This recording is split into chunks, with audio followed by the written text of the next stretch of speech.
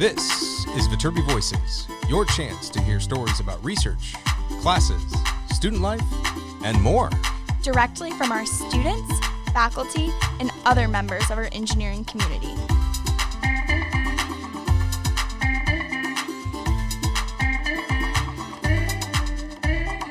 All right here at the USC Viterbi School of Engineering.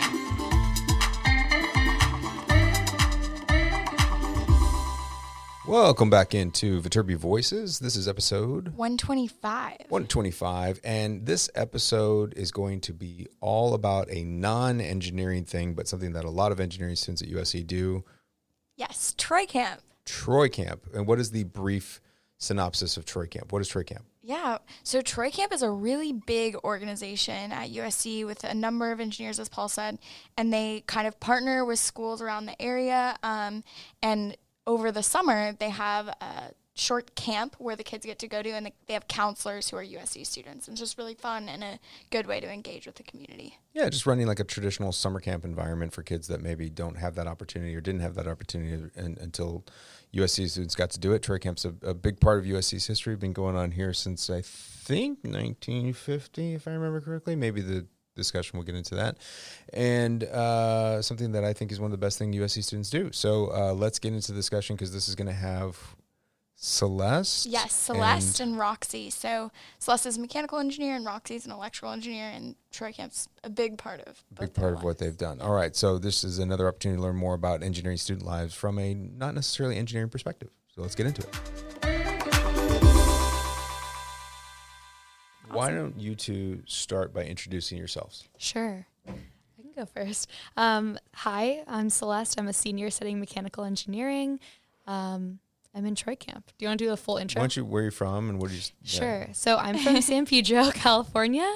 I always say it's a 30-minute trip down the 110, so local from LA. Yeah. All right.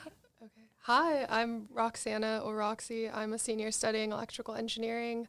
I'm also from the LA area. I'm from Marina Del Rey, which is West LA. Awesome. Thanks, guys. And I'm super excited to have both of them here because you guys are both part of Troy Camp, and Paul was part of Troy Camp. Back in the day, a long time ago. So what are the Troy Camp people? What is Troy Camp? Yeah. My point of view, pretty much Troy Camp is a student-run group here on campus, and we work with kids in the community around USC. Mm-hmm. Our whole goal is lifelong mentorship. I think that's the way it's been since Paul was involved, and so we get way back in the day, you know. I'm saying it's been a long time. No, I'm just saying it's cool because the organization is 72 years old. It's USC's longest-running student-run organization. That's awesome. And it's had the same mission statement of lifelong mentorship from the very beginning, and it's kind of changed its iterations throughout the years, but that's been the consistent goal. And we have all sorts of programming for the students that we mentor, so it all starts with, we have a 1-week-long summer camp that's completely free for all the students that we work with, 3rd through 5th graders, and then once they go through camp, the year afterwards, they come back once a month for activities we call year-long, where we take them to Disneyland, we go to the aquarium, we'll have a picnic, just things so they can continue to bond throughout the year and connect with the counselors. And once they're in middle and high school, we have bi-weekly tutoring and workshops that they can come back to. So really it's like a pipeline through high school for them. Yeah. Awesome. That's awesome. And I'm curious too, since you guys are both from LA, how does Troy Camp kind of, I guess, like connect you more to the community and, you know, that sense of belonging, I guess, here? Yeah. I guess sometimes coming from LA, came to USC and it was like a whole different type of LA for me. It's just a different environment. And so going back into the schools around here just really reminded me of my middle school. Like it's just the same kids doing the same things. And so it really makes you feel like a kid again. I don't know, at least for me. It's like just stepping back into like 7th grade and remembering, you know, the good times, but also the bad times and like being a mentor for someone at that time in their life when I think it's a pretty important time to have a friend. So it just reminds me of when I was a kid.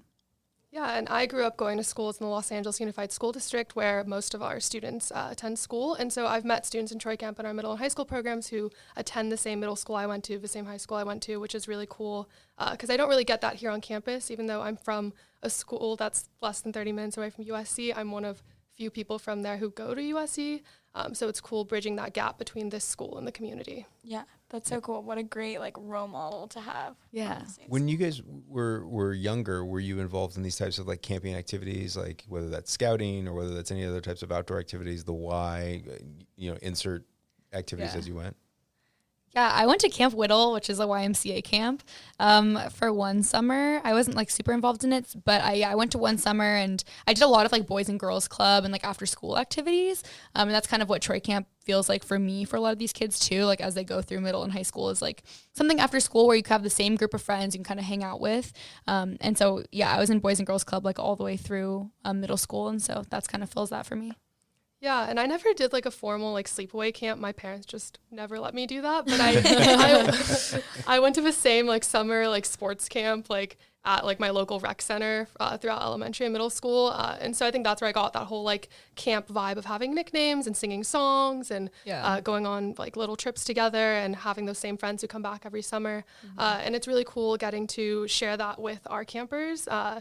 Being, because when we were kids, I feel like there's those counselors you remember when you were a kid and you were in like a camp space or an after school program space. So it's cool fulfilling that role. Yeah.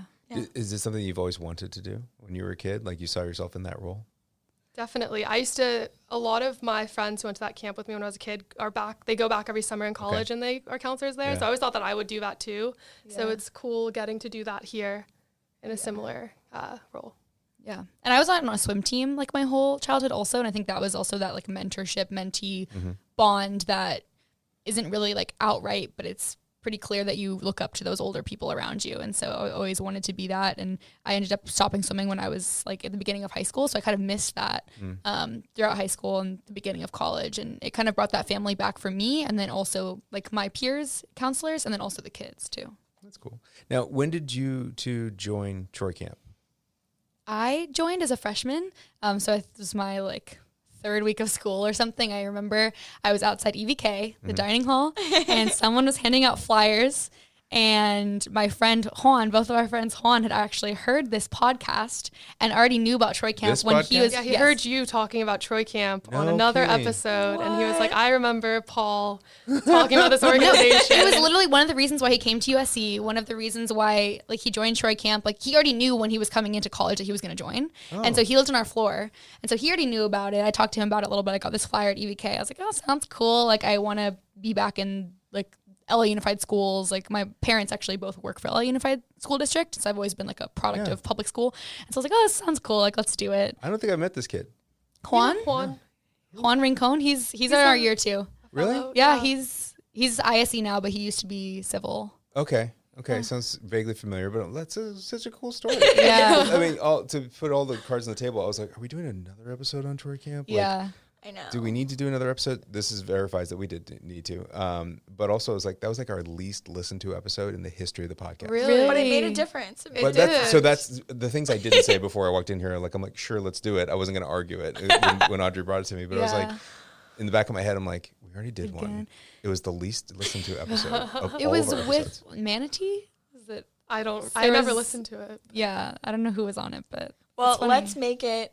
I'm down. A popular podcast. I'm down. My point was that like, what my personal biases are of what I like versus what people listen to are like two different things. That's why that was my thing. Like, I'm like, okay, cool. But I'm sorry I interrupted. It's cool to hear about non-Viterbi orgs sometimes too. Cause I think I didn't join Troy Camp freshman year cause I was like, this doesn't align with like my academic career goals. You're one of those, huh? At the time I was. We need to unpack that. We need to unpack that. At the time I was like, why? Like, I feel like I have so many like different things that I could try right now. Why, like, I don't know if I should put my energy into this. Yeah. And I looked at the application and it was a long application. And so I was like, I definitely opened it and I was like, well, I won't do this right now. And then I think through my freshman year with trying different orgs and then like not necessarily feeling fulfilled by them, I was like, okay, I want to give Troy Camp a shot. See if you can talk to your former self for a quick second. So our listener base are prospective students mostly, but we also have a lot of first-year students that are listening, just even whether they listened as they went through the application process or whether they've discovered it as they're here.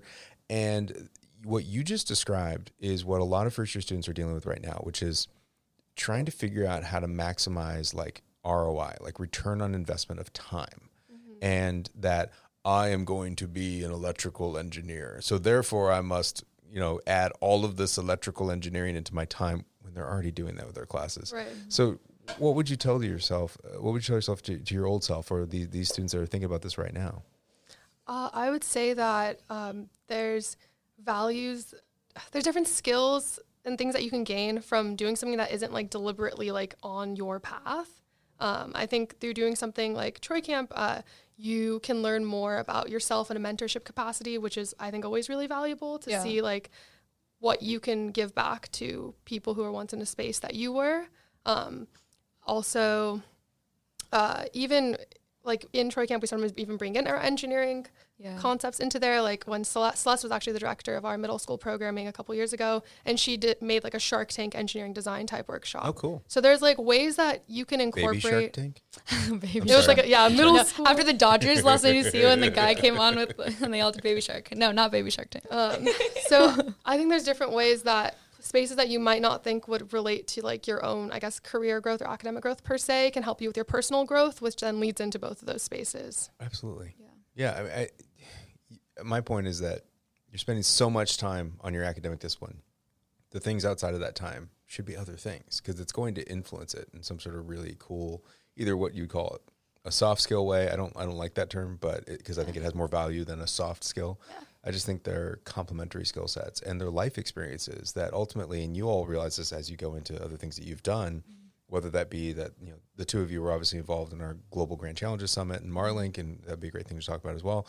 But when you deal with people and when you're dealing in kind of navigating social spaces, that's something you don't get from your academic background. And probably a lot of things, whether directly related to Troy Camp or just tangentially, the idea of what you do in Troy Camp is all about becoming a better human being, right? Right. And I think it gives you a space to also just have fun and like kind of so important. Yeah. Because when you do Troy Camp stuff, you can't be on your phone. You can't be on your laptop looking at your GCal, all these things that you were doing like every other hour of the day. Yeah. You just have to like give your like 110% to the kids that you're working with. And I think that might seem like hard work, but really it's just like a great mental break from everything else that you are always bogged down with. I remember my first semester when I joined Troy Camp, my first semester freshman year, I was kind of overwhelmed by classes and everything, but I had this one program, MLK, which is one of the schools like right nearby. I would go every week at like 2 p.m. and I would tutor the kids. And I remember they figured out it was my birthday, which is like this month. And they figured it out and they wrote me all these cards.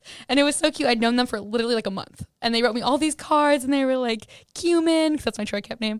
And they're like, Cumin, like, oh my gosh, happy birthday. They gave me so many hugs. And I was like, oh my gosh, like these kids, they like formed a connection so fast. And it makes you want to go back. Like every week it's so exciting to go back and take the little, car ride over there, 5-minute drive and see the kids again. So. And when you don't go for a week, they get mad at you the following week when you come back, which is like great because it's like, oh, they like remember me and like I guess I matter to them also in this week, like day or hour that I'm there. Yeah, which is a really good feeling.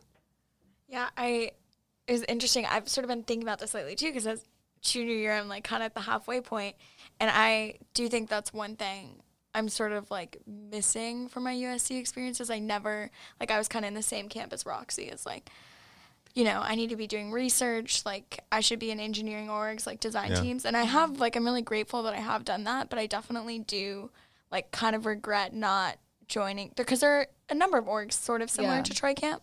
And a couple weekends ago, I saw Rhea and Shintaro actually. Oh, really?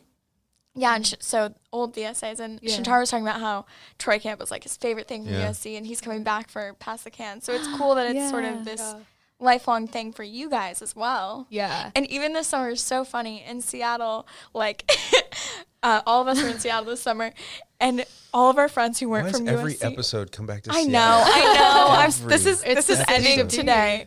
That's funny. Sorry, go ahead. All of our friends, they were just like, oh, the Troy Camp. We're coming to Troy Camp. Like, they just referred to USC as like Troy Camp. They figured out what Troy Camp was. We would talk about it so much. Other people in Seattle, in non-USC people. Different schools. Interns from other schools. Yeah, they were like, oh, we're all going to join Troy Camp. I would say one also thing about being in a non-Viterbi org is you work with people from all over the school, like all these different majors. And that's even come back for me in like a career sense. Like one of my closest friends is like pre-med. And he does all this neuroscience stuff, and we ended up forming a project together in 3D4E, the 3D printing club, that was working with the doctor of the Children's Hospital, because we found out through Troy Camp that we both have this interest, and medical meets engineering meets 3D printing and all this stuff, and you meet people that I think you wouldn't meet outside of a Troy Camp setting, and that helps just with like friendships, and then also like going towards career growth and just meeting people with completely different perspectives, which I feel like the only other time that I really felt that was like living in Burncramp freshman year, like being around all these people that are so passionate about all these different things. And that continues through Troy Camp. Yeah, and I have a similar story as well. My co-counselor in Troy Camp, she's an interactive media major in the School of Cinematic Arts. Yeah, and so she convinced me to take this themed entertainment design class this semester, which is really cool. It's all about the professors are both retired, like VPs at Disney in Imagineering. Cool. And we're going through the process of like designing a theme park attraction. And I wouldn't have known about this if it weren't for like Troy Camp and meeting her, and then both of us talking about our like shared interests in like Disney and theme park engineering. Really cool stuff. So let's get some bare bones stuff about Troy Camp out of the way. How many USC students are involved in Troy Camp? If you can give a rough number. 150 150 usually students. active members. Okay. And then you all, the kind of the big part of the organization is you hold a summer camp. And is that 1 week? Yep. 1 week in May every year. 1 week in May. And how many campers did you take this last year? 200. 200 campers. Like usually 200 campers, 86 counselors. Yeah. So there's 20 cabins of 10 kids. Wow. And then Is two Half boy, counselors. half girl. Okay. And that's your goal for this year too, for 2020? Yeah, that's why fundraising is also a big part of what we do. Yeah. And I think, the goal is to bring 200 kids because that's the max that we can fit at the campground. Where are you holding Troy Camp these days? That's it. Alpine Meadows. It's up in the San Bernardino Mountains. Cool. Yeah. So we've been through Idlewild and Alpine Meadows throughout our 4 years here. That's awesome. So you're taking 3rd to 5th graders. So these are essentially 9 to 11-year-olds. Yeah. Right. So your youngest one is 9. Yeah, the little babies. Sometimes the little Yes. girls, they're so small. Yeah. And they get so cold because they have to go to the pool time. And this year it snowed. Yeah. And In May. In May. Yeah. So this year there wasn't as much pool going on, but lots of kids saw snow for the first time, which was really Oh. exciting. It snowed like the entire time. Yeah. Really? Yeah, neither of us were actually there this year, unfortunately. It was crazy no. just seeing the pictures and seeing like these kids like standing under like snowfall. Yeah. Yeah. That's crazy. Yeah. So you're shooting for 200 campers, and you mentioned fundraising. So what a lot of people may not know is that this is completely student generated. Yeah. You basically fundraise for the camp, you run the camp, you make it all run. It's basically, for lack of a better term, it doesn't happen unless you actually raise the money Right. for it. So Yep. how much does it cost per camper? I think it's like, I want to say $250 $250. per camper. Mm-hmm. $250 per camper. Yep. So you have to raise roughly Whatever do the math on that 250 for me? times 200 is. We're in. Come on, Audrey engineer. can do it. Come on, engineer. I can do it. Okay. 250. So 50. I used to be Question so mark? good at multiplication. Is it 50,000? My God. It's why- 50,000. Yeah. That's what okay, I I did didn't it in my even head.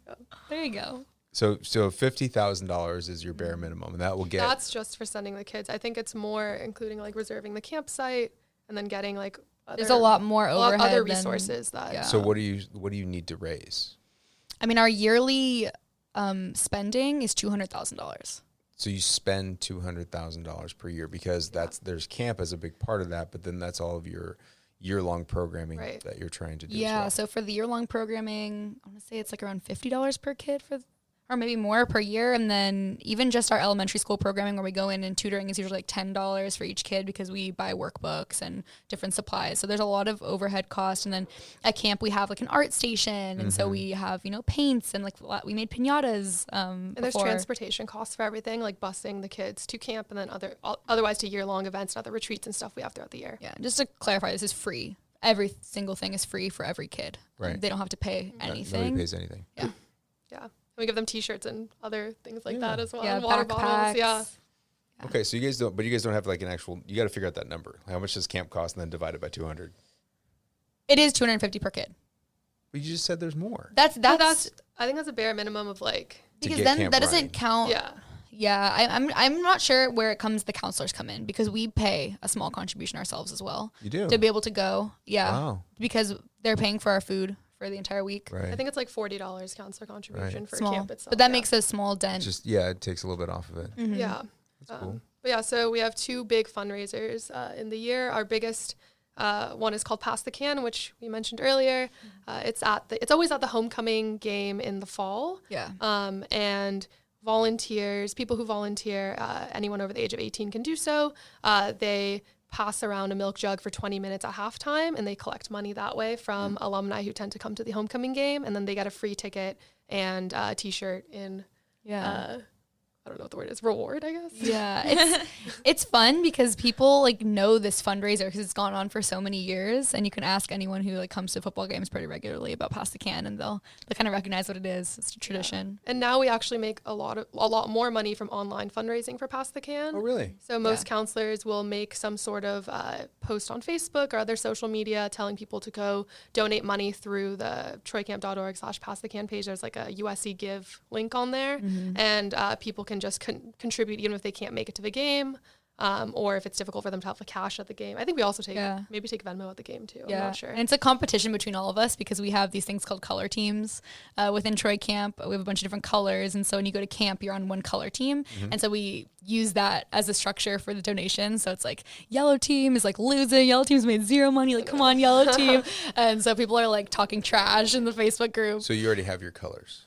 Yeah, we all have colors coming from camp. Yeah. Are you on the same color? No. I'm red. I'm Go green red team. team. Oh, wow. How many colors are there? 5. 5, yeah. Yeah. Okay. So Pass the Can, let's start with the actual physical event, and then we'll talk about the online. Pass the Can happens at homecoming, which is when this year? October 19th. So that's October 19th, and we're playing who? Arizona. We're playing Arizona, the Wildcats, on Saturday, October 19th, and that's homecoming. So if anyone goes to the game, they can look for at halftime a moment. It'll probably be announced where There's usually a video that they'll play on the screen, a little intro. This is Pass the Can. This is Troy Camp. what Troy Camp's all about. Yeah. And this is similar to passing the collection plate at church. Yes, That's the basic exactly. idea, right? So you'll get a milk jug. Milk jugs will be passed down your aisle. You'll see the volunteers kind of come up and down the aisle. Milk jugs will be passed down, and then people will put in whatever money they have on themselves. So if you're going to the game, bring some cash. Yeah. But also checks work as well, right? Yes or no? I think checks work. You to USC Troy Camp, and then we should have a Venmo handle. Will there be a Venmo on the actual? Yeah, Pass on the Can? jug, there will be other information of ways that you can donate if you don't have cash on I you. see. They might have the link to the actual like USC Give site. Hopefully, I think there should be a Venmo or an easier way to do it in the moment. The Venmo's too. at USC Troy Camp. Yeah. Okay, so hopefully that's the case, and so people can do that, and then there's a certain amount of money raised. How much did you raise at Pass the Can last year? I want to say like $27,000. That's great. Yeah. Yeah, And something this is all in around the there. span of like 10 minutes. It's really a really cool process to see happen because we have sometimes up to 1,000 volunteers, and they'll come out and they'll be passing these cans, hundreds and hundreds of milk jugs that we collect over the year, and we clean out, and it's kind of gnarly to clean them out. They're not gonna lie. disgusting. Jug Disgusting. cleaning is a horrible process. I sell milk on my skateboard from I did jug collection. We go to the Starbucks on campus and they donate jugs to Oh, us. that's good. Yeah, it's really cool. I think most of our jugs have come from the Starbucks Yeah, in the village. The Starbucks in the village, yeah. They go through a lot of milk. I bet. A lot of I milk. bet. Yeah, and you clean it with bleach. It's kind of gnarly. It's a little process. Oh my god. Okay, cool. But you don't see the milk at the game because we clean it for They're you. very clean jugs. Don't worry. They're very clean jugs that get passed around that you put all the money in. Yes. And so that's the physical part of it. But you said there's an online element as well. So if people are not at the game, Yeah. when does the online giving start? It has already started. Already began. So if people go to troycamp.org/passthecan, there's a link on there to either volunteer or donate. And clicking the donate button takes them through USC's official giving website, which then has, I think it already has Troy Camp filled in, and then people can donate pretty easily online through there. How many volunteers do you need that are non-affiliated with Troy or non-Troy Camp affiliated? I think 1,000 is usually the 1,000, goal. yeah.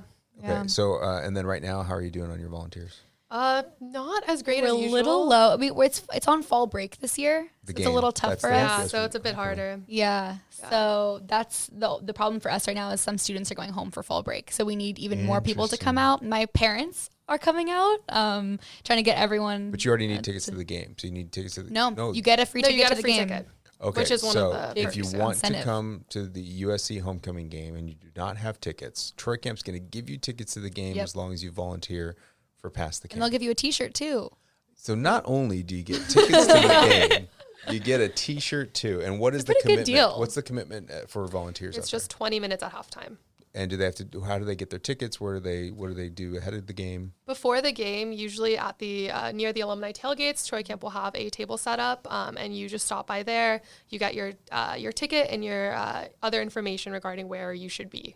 So you'll get, it's like a little check-in station, and it's right by where you kick the poles. Yeah. So if you're coming through, you're gonna kick your pole as a tradition on the way, help USC get a victory. The flag poles. Yeah. The flag Then poles. the flag poles. Then you just pick up your ticket. Super easy, and you'll have someone assigned to you that's a Troy Camp counselor. So they'll be the one that's helping you through the whole process. And the game time for homecoming has not been set yet, Not yet. so we don't know that yet. We don't know.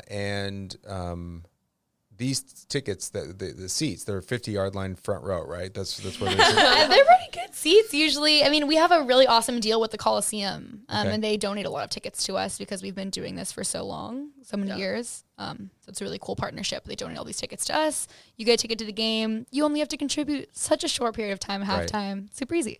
I was kidding. I know they're not like. They're not front row, but they're good tickets. Where are they? I think they're Do you know? They're usually kind of like the second near section the end up zone, but yeah. near the end zones. Near the student section. Isn't Or it no? kind of opposite I think it's the on the student other section? side. It's The where the opposite side. and usually we bring the kids too. That's something that's The fun. kids are there too? The kids Yeah, it's come actually too. one of our year-long events is Pass the Can and the Right, homecoming yeah. game. Yeah, and so the kids are kind of opposite of the student section as well. So usually the kids are sat pretty close to the people that get the tickets, and so you can see 200 kids sitting there watching. A lot of them their first football game. Yeah. Which Singing is super lots of fun. songs. Singing so many songs. They only go for half because From, they like, get too camp, right? tired. Yeah, from From, like, camp. camp. Yeah. Yeah, That's awesome. yeah, it's really fun. Well, that is really cool. Have you ever done it? Have you ever volunteered for Pass the Can? No, but I should. Audrey. I'm here. I'll sign up. yeah, now we I just- have all the information. We had that earlier No. conversation where you don't have plans for That's fall true. break. Your parents aren't allowing you to come home. They're not allowing They're you not- to come home. It wasn't like a hard no. They're like, But I'm no. glad I can do Yeah. Pass the Can Yeah.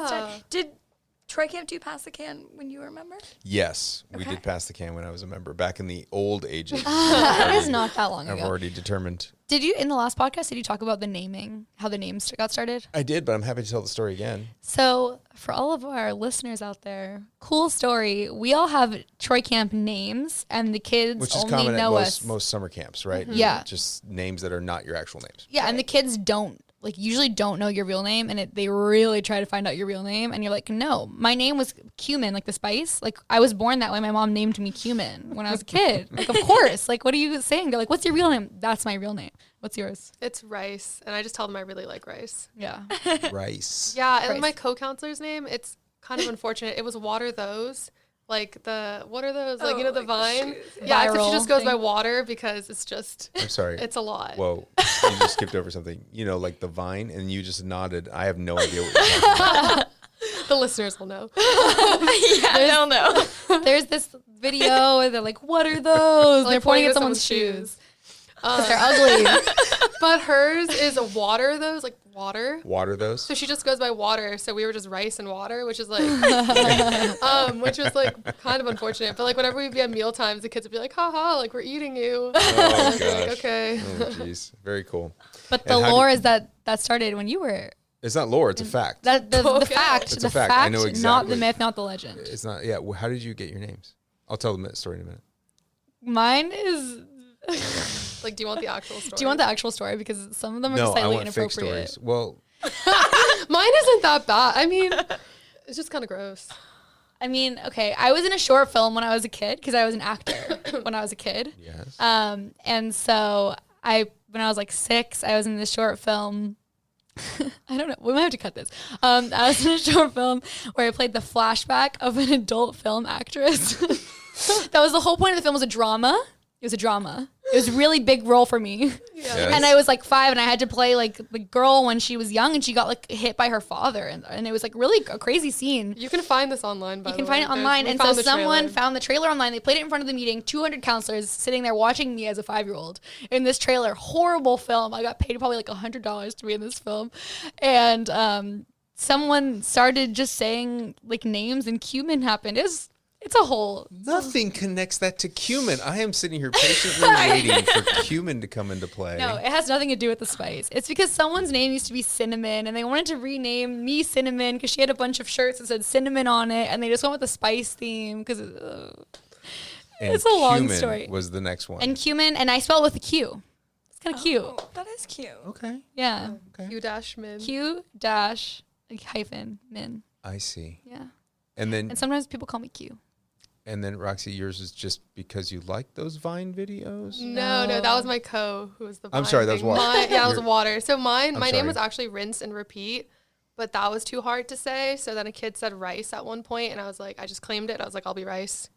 Yeah. It's why, easier why to be rinse said. and repeat? By the way, these So- are not words. These are not names. These are just phrases. Yeah, because No, it's horrible. people in Troy Camp are so annoying sometimes. There's Mm-hmm. these, like, usually there's some group of boys, they sit in the back of a meeting, and they try to, like, make these horrible names for people because they're mean. We had someone named Are We There Yet at one point. My initial name was Great Expectations because when I was like 2, I was really, really chunky. And there's like a picture of me that someone put up there and I broke my leg when I was that age. It's a really sad story. So then they were like, Great Expectations. But I was like, no kid is ever going to call me that. Because you got to think of like, hi, I'm your I child's know, cabin things have gone counselor. downhill clearly. No, they haven't actually. They were a lot worse. Okay, so here's the story, and I think I told this before. So if you're if you're one of the 5 dedicated listeners that heard this story, and I do not personally take credit for this. I want to be incredibly clear. I just The happened to naming? be present during all of these things that happened, Okay. Right. and was in favor of. You know, I was like, Right. let's do that. That sounds fun. Yeah.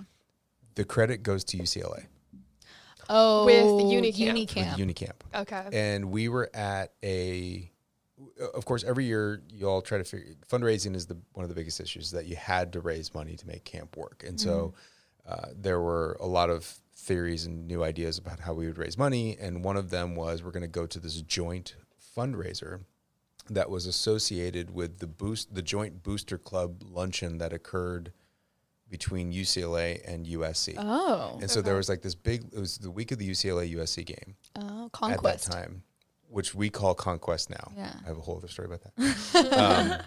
And you get, and I don't even know whether this luncheon still exists, but it's basically just a bunch of old people from old UCLA football fundraisers and a bunch of old USC football fundraisers. And they had a joint, I think it was held by Rotary. Okay. Okay. And it was like the Rotary members got together. Yeah. And I could be making that up, so don't quote me on that. Right. And it was at this like ballroom at the Bonaventure downtown. And it was this big meeting. And the purpose was, we're going to raise money for something. And they're going to raise money for Unicamp and Troy Camp. Unicamp Cool. is not at all the same thing as what Troy Camp does. I have friends who do it at UCLA. And I don't mean it derogatory. It just serves a different purpose, because it goes all summer long. There are multiple weeks. It's actually a whole company. It's its own thing. There are executive directors. It's run by staff.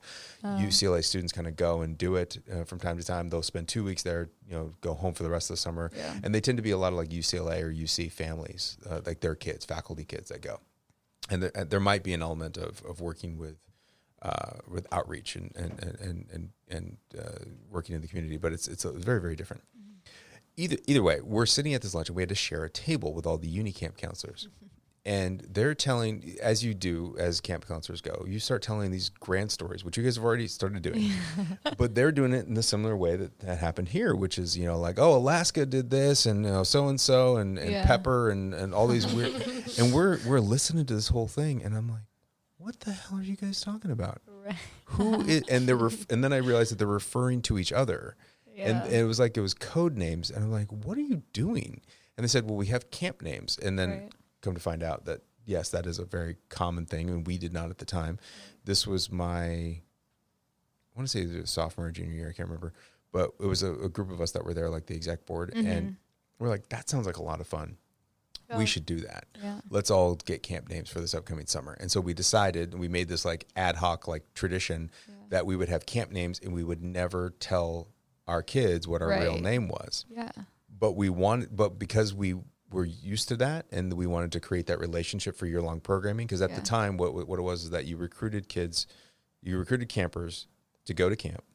And then the year-long programming is with those same kids for the whole next year. Right. Right. Yeah. And so if that's what still goes on. Yep. Yeah. Same thing. So our purpose was, we wanted to establish that fun part of it, but they needed to know us in real time. And so we had a name revealing ceremony at the last campfire. We do that. We still have that. Perfect. So Yeah. then we said what our real name is, and all the kids were like, I knew it. And we, Oh my know god! it. You're like, It's you the did not funniest. know it. It's the funniest part of camp, though. We call it the Pine Cone dedication now. Yeah, Is that the it's same one? Pinecone dedication, yeah. That's awesome. Well, so Pinecone dedication went on long before that. okay, you just And put it then in we there. incorporated it into it, saying, because Got it. Pinecone dedication was always the big ending of camp. Yeah. And then it was like, and at Pinecone dedication, we're going to reveal our names. And So did you that's what say, we always say it like, I don't know. at camp, you all call me Cumin, but at home, my mom calls me Celeste. And then everyone goes like, ah, like screaming.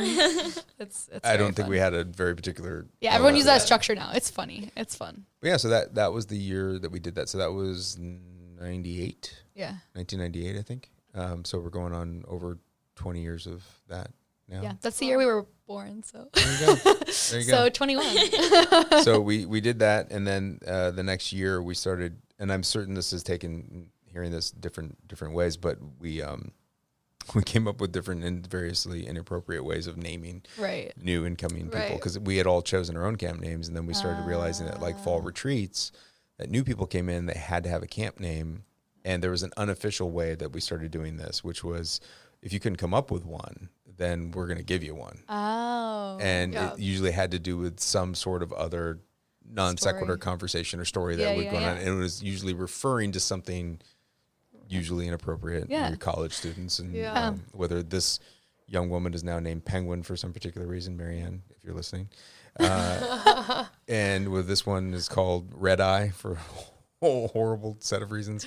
Yeah. And like all these like What was your name? Puka. Puka? And Yeah. can you tell that story or no? You just chose it. I named myself. Because you were the Okay. first round. Okay, yes. Yeah. And so I was part of the people that named myself. Yeah. And it was Puka. But it was not it was something that I didn't. Okay, I'm stumbling over this. In college, when I was, I worked at Trader Joe's when I was in Okay. college. Yeah. And Oh, and yes, I've heard this. yeah, was right. And I at that time, God knows why, but I thought it was a really good idea to always wear a puka shell necklace. And so all It through, fits the the tropical theme, yeah. theme. it was like, It goes with the shirt. it was like, it's somewhat of like a trademark. I wore it Right. on campus, and I wore it, when I went to work at Trader Oh, Joe's no. and everything else. That's so And so funny. over summer, I was working at Trader Joe's, and this guy just commonly always called me to really just mess with me, Puka Right. Paul, and then just kept saying Puka all the time. Right. So I said, well, okay, if I have a nickname, that's what it is. Yeah. I'm bringing that over. I did not necessarily give it to myself, so it was given to me by this guy at Trader Joe's, Nice. and I brought it over. So. Yeah. Well, now someone tells a story about you at No a meeting. way. Yeah. Yeah, so it's like in front of everyone, and then it's like a cheerocracy. People yell out names and then scream for which name they like the best. So we have wackies, which I don't know if you had those. Wacky camper? Yeah, wacky. I was wacky camper. Were you wacky? Yeah. So we have these wackies, which are a few counselors who are the ones who like lead the songs. they're and the MCs of camp. Yeah, and they stand at the front of counselor meeting every week, and they'll like get the story and then write down like names that people nominate, and then people will cheer for like which name they want to choose. Cool. And if you don't like your name, that's better. Like Right. if you're like, I would rather die than be named Cumin, they'll be like, yes, perfect. Let's name her Right. Cumin. If you show evidence of liking your name, they will petition to change It's your name. bad. Yeah. It's bad. Yeah. Or you could also be named if a kid calls you something. Right. So a kid said rice, so that's why I was like, And that's like cooler. Yeah. It's cooler to have a kid name you because then it's like real. Yeah, we had one of our friends like really skinny, and the kid said he looks like Bamboo, so his name's Bamboozle now. So fun little things. I like those. Or like Yeah. Flat Stanley. Someone looks like Flat Stanley. Do non-Trey camp people, and I'll let Audrey jump in on this, get annoyed at all of the camp references and camp name references that occur among Troy camp people, especially like this last summer while you're in Seattle? I feel like this last summer a little bit, Yeah. only because it It's was like, guys, I get it. yeah. There was a lot of us that were in Troy Camp that were in. It was a lot of Troy Camp, and it was a lot of like explaining Troy Camp to everyone, and then just like getting. But I was for it. It was awesome. I don't know, not really. I think I have a lot of friends in Troy Camp, from in and outside of Turby, and I don't think it's annoying because you can tell people are actually just like interested and excited about it. So I don't think you can get It's mad a- at someone for that. Yeah. It's a very tight group. Yeah. I think mostly because there's a lot of hard work. There are a lot of like sleepless nights, and there's a lot of just really cool moments Yeah, that everybody right. shares together. And especially when you're like off site, whether that be Yeah. like at a retreat or whether that be during camp with these kids, and what happens. I mean, almost so I break up my college experience in about 3 different organizations. One was Troy Camp, another was Dance Marathon, and another was being in orientation as an orientation advisor. And like, if I think of anything that I ever did in college, it's in one of those situations. Yeah. And so you have all of these memories, and I have this like photo album of all these things that go back. I mean, when we used to print photos, because you would take photos in the camera and go get them Yeah, actually. yeah. That's coming back. It's coming back. Some of our friends got disposables for every camper That's perfect. at camp, so they could take their own photos, and they printed them. I think I said this last time For we them. recorded a Trey Camp episode, is that I need to bring that photo album in, and I should have brought it in for today. Sorry. Next time. It's cool. Next, the third Troy Camp episode. And I think what's cool about it is In that 3 years. other Trey Camp people like to hear about it, and non-Trey Camp people don't want to hear about it at all. They're like, stop. This Yeah. is But ridiculous. I think it is really exciting, like how much joy you guys have gotten from this. And Yeah. it's like totally, obviously not engineering, but it will be like a hallmark of your experience going forward. I feel like a lot of things I'll remember from USC are going to be camp related or overall Troy Camp related. Yeah, and I'd say like pretty much my closest group of friends are my Troy Camp friends, because you go through so much. Like you're at camp, you're awake for how many hours a day? Like 16, I don't know, a lot of hours a day a lot. just with kids and 90 counselors. And so after that week, it's like you've been through something more than just like going to class. And while you're at camp, you have different jobs. There's different jobs to run the camp. Yeah. And so there's typically co-counselors. So there's like 2 counselors per cabin per 10 kids. Is that what both of you do? Yeah. So my first year that I went to camp when I was a freshman, I was a counselor for 5th grade girls. I was always like better with the older kids because I could have like real conversations with them. Sometimes the 3rd graders, it's like, okay, like now you have to shower, now you have to go to the bathroom. I get to like lead them through every little thing. And I was always like, I liked hanging out with the 5th graders. Yeah. And then I was a cabin counselor for 4th grade girls. Yeah. Okay. Cool. And then the year after, when I went back my sophomore year, I was actually the mad science counselor, is what we call it. Okay. So we have different stations, like a typical camp. You have your horses station and like pool and different things. And there's 2 counselors that lead. Because you go from like each hour you go to different events. Yeah, like like whether you're gonna go stations. swimming or whether you're going to do this, you're going to rotate day by day. We have like archery now and lake and Yeah, there's a lake at this one, really cool. then like basics like sports and arts and crafts. Yeah, and then I led the science one, which was really fun because I got to bring in some cool experiments. We did dry ice bottle rockets, Oh, cool. which honestly is slightly dangerous. So we had to be like careful. One time someone was practicing it before we went to camp, and it exploded on his arm, and he Ew. got like Dry ice burns. plastic Oh. blew up into his arm. Oh, no. Yeah. Shrapnel? Yeah. But Wow. it's cool. We made it safe for the kids. But yeah, we did that. And like we did some digestion one where we had them put like orange juice and like saltine crackers and a bunch of stuff through like pantyhose. That's like an intestine. And they'd like drag it through. And some of the kids were like, this is disgusting. But you could tell they liked it at the same time. They're like, it's kind of cool though. And at the end, you had this little piece and it was fun. That's awesome. Yeah. I think we made like glow in the dark slime.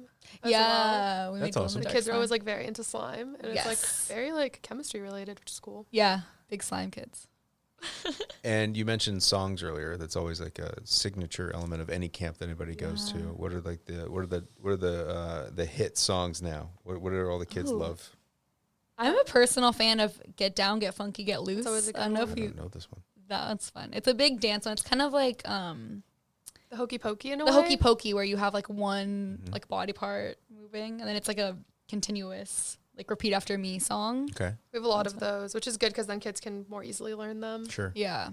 We also have a lot of cheers for the color teams too that we Yeah. do as counselors in like fall retreat and whatnot. But then obviously like at camp we do them with the kids, and at a year long we'll bring those back to give them like more color team like camaraderie amongst their color teams. Okay. And then you also make them with your cabin Really? too because your cabin has a theme. So mine was G8 Celebrate. Not that cool. But we had what was our thing? It was like Celebrate G8 Dab on because dabbing was really big at the time. It's fun ones like that. We were G7 Wonders of the World because there's not that many things that like 7 works with. And we were like, we'll teach them history. It worked though. Your cabin was really cool.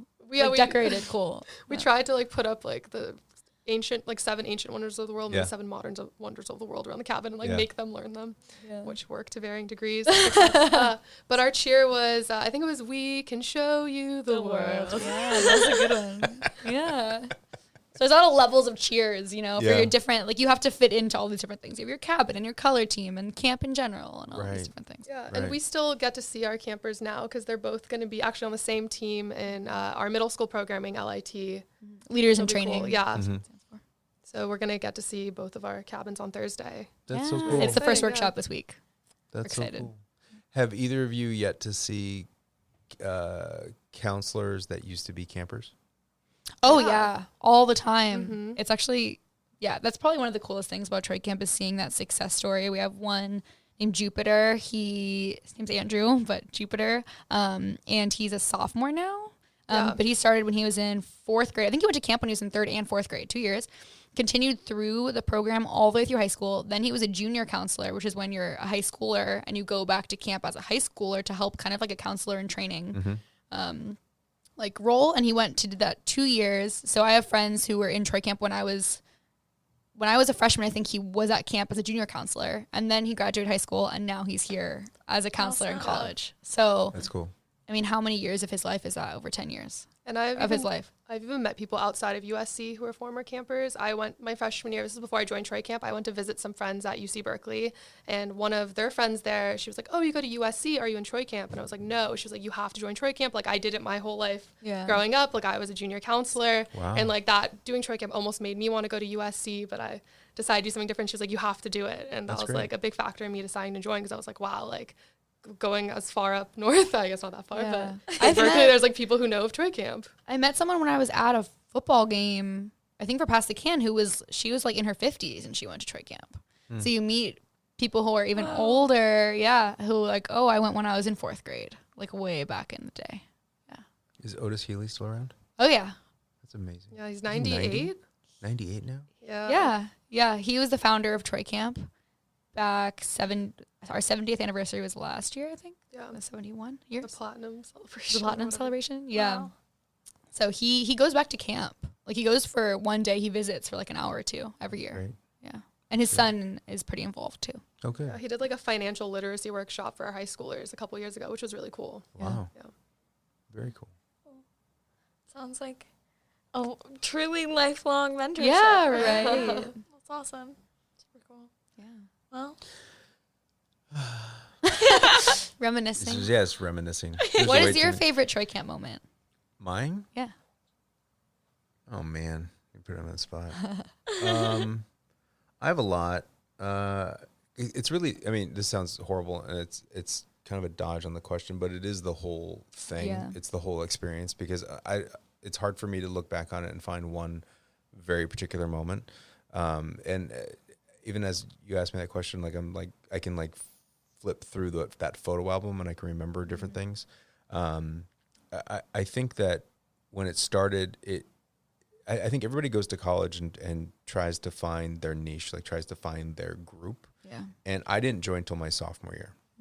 So I didn't join my first year, but I remember once I got in it, looking back on it, that was the moment that I knew I was in like-mindedness. I found my group of people. And, then I persuaded my roommate to get involved. And so then he and I were doing it together, and he got very involved as well and got very passionate about it. And to this day, I think I told the story as well, but now he's like a pediatric surgeon and has been focused on kids ever since. That's awesome. Not to say that he wasn't before, but I think that made a really big change in what he does. Yeah. Speaking of which, I need to text him because I'm going out to his neck of the woods this week, and I should probably say I'm going to be there. Anyway, and his name was Limey. Limey. Yes. That's a fun one. Yeah. And so, we had all these like really cool times and really, really fast bonded relationships that, sometimes people got like really upset at one another. And then some people just, there were romances and weddings that came out of Troy Camp. There are still people today, like if I think through my Instagram feed right now, they're only there because of Troy Camp. And like I know one wedding and their kids are all Troy Camp. Is because of Troy Camp. I don't want to call them out by name, but basically like when we had like big little siblings, like my little he got married to her, and I can't remember her camp name. I remember his camp name. It was BTF, which stood for something inappropriate. But what we said to the kids was he was big tall friend, because he's like 6'5". Big tall friend.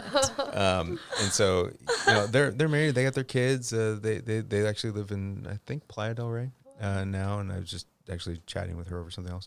And so it's these friendships, it's these relationships, it's this overall kind of like experience that comes together.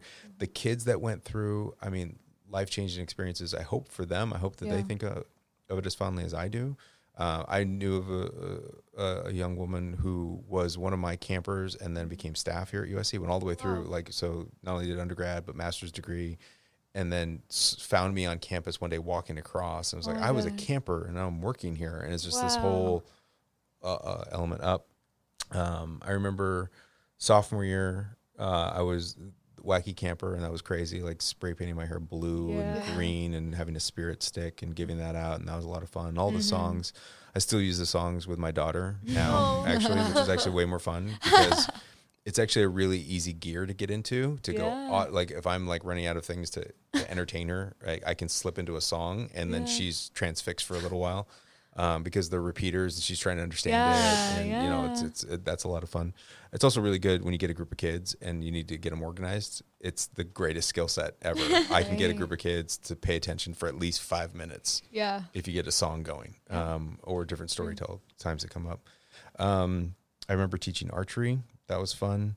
Because I was a Boy Scout back in the day, so I went to camp all growing up, and so whether that was like on lakes or in pools or like junior lifeguarding, or whether we did the Polar Bear Club or whether we did, you know, all these things that I remember from scouting, it was just this idea of this immediate kind of like application of that and working with young kids that hadn't had that experience and trying to share that experience.